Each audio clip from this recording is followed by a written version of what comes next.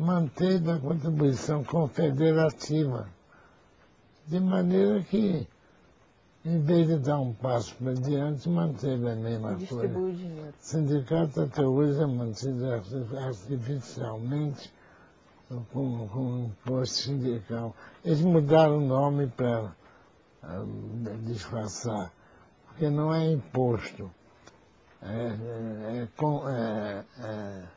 contribuição. Contribuição sindical compulsória. Mas dá no mesmo. Tudo que se paga contra a vontade é imposto, a favor do Estado é imposto. E deu muito escândalo no tempo do Getúlio e do Jango.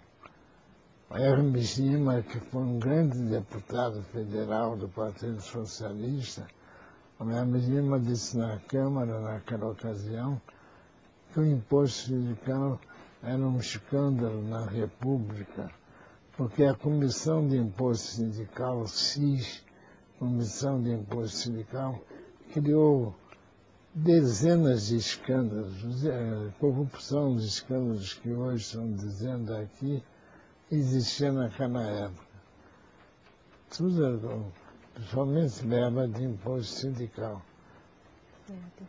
Como é que o senhor sente hoje, vendo que a flexibilização do direito do trabalho, que o senhor sempre combateu, vem sendo maquiada, de forma assim, com falsas cooperativas, pessoas jurídicas? Foi muito infeliz o meu amigo pessoal, Fernando Henrique Cardoso, que é também formado em sociologia. Eu examinei até o chefe dele, o procurador, o catedrático, que foi o Florestan Fernandes, foi deputado federal pelo PT. Eu examinei em São Paulo. Ele dizer, terminou a era Vargas. Quem não gostasse de Getúlio, digamos, não fosse adepto das ideias do Getúlio, mas para um homem como ele, que se diz socialista, terminando a era Vargas, voltou-se ao regime liberal, voltou-se ao regime neoliberal, que é pior, quer dizer, de ausência do Estado, de ausência de proteção do Estado. E nós sabemos que a nossa massa, o nosso proletariado, os nossos analfabetos, os nossos pobres, sem proteção do Estado, é a raposa no galinheiro. O senhor acredita que é possível existir ainda um direito do trabalho com, assim, um direito do trabalho totalmente flexível, com absoluto desprezo, assim, pelo menos dos princípios fundamentais? É possível? Não, de jeito nenhum. De jeito nenhum. Tem que haver uma diretiva de proteção, uma diretiva de elevação, uma diretiva que impeça a exploração do homem pelo homem. Aí sim, dentro desse mínimo, desse contrato mínimo de trabalho, é que podem as partes convencionarem a vontade. Certo. O senhor acredita com relação ao princípio da proteção ao hipossuficiente, o senhor acredita que isso é coisa do passado ou é discurso de quem quer acabar com o direito do trabalho? Não, ele, de certa maneira, ainda é do presente, Ainda há muita miséria, muita gente vivendo abaixo do nível da miséria. De modo que tem que haver proteção ao hipossuficiente. Nem há dúvida. Agora, sente-se que houve um alívio com o fim da chamada Era Vargas, na linguagem do Fernando Henrique, houve um alívio do patronato. Hoje não há segurança no trabalho. Hoje não há. Nem segurança, nem estabilidade, né? Que é o principal. Eu tenho um documento, não sei onde está, mas eu tenho um documento. Em 1949, pode publicar isso, em 1949 veio aqui uma missão americana chamada ABINC, ABBINK. Essa nossa missão ABINC veio aqui tratar com o Eurico Gaspar Dutra, em 1949, Eurico Gaspar Dutra, de concessão do governo brasileiro ao governo americano. E duas coisas pediam o governo americano porque o Brasil recebesse auxílio financeiro, auxílio de toda ordem. Primeiro, acabar com a relação de 2/3. Nacionalização do trabalho. Segundo, acabar com a estabilidade. O Fundo de Garantia veio um pouco para isso, né?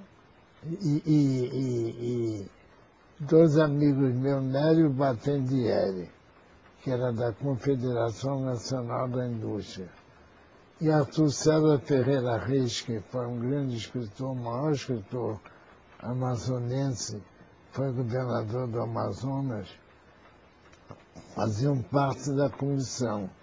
O Arthur César me deu por escrito essa declaração. Aí não conseguiram logo e tal, e afinal em 66 era ministro do planejamento, o Roberto Campos, conseguiu derrubar a estabilidade, que não foi criada pelo Getúlio. A estabilidade foi criada em 1923, pelo Arthur Bernardes. Os primeiros operários a receber essa estabilidade foram os ferroviários, depois os portuários e assim por diante, depois as caixas de pensões e aposentadorias e tal.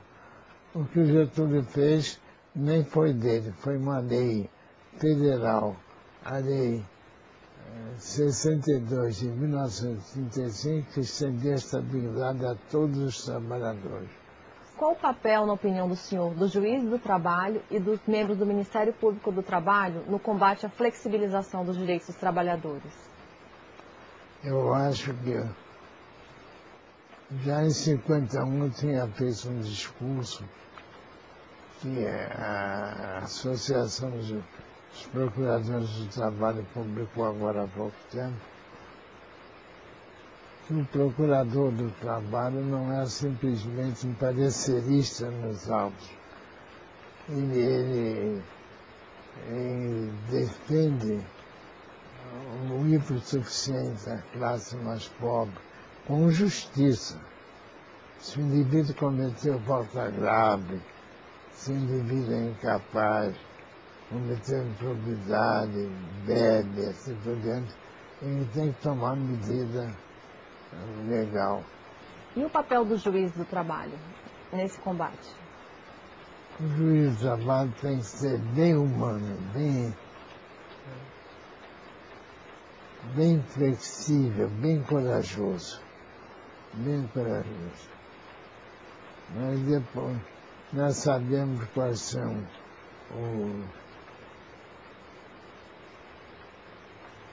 as exigências para o progresso na carreira, né? Tudo isso, tudo mais. Tá? Eu me lembro que no começo de 30, eu tinha 16 anos, estava no 5º ano de ginásio, 5º não, no 3º. 5º eu estava em 32, comecei a estudar direito em 33. Havia um entusiasmo, uma coisa, parecia que a revolução vinha no dia seguinte. Vivíamos um verdadeiro pireque ideológico. Aqui tinha comunista, socialista, anarquista, integralista, democrata, liberal, tinha tudo, entusiasmo. E o Brasil não tem atualmente isso. Não tem. Agora, é preciso que o sindicato seja forte para lutar. Certo. Na mais recente biografia escrita sobre o senhor, né, o senhor se definiu como um socialista e um marxista sem ter concretizado as suas ideias, né? Existe, na atualidade, algum partido político que se aproxima dos seus ideais? O próprio Partido Socialista Brasileiro é o chamado socialismo democrata, porque tem que existir liberdade de cátedra, liberdade de pensamento, de expressão, eleição. Sem democracia não há sociedade livre, de jeito nenhum. Mas eu confesso que eu, às vezes, fico meio pessimista. A quem eu substituí na academia, em 1984, quando eu entrei para a academia, eu tomei posse a 4 de outubro de 1984.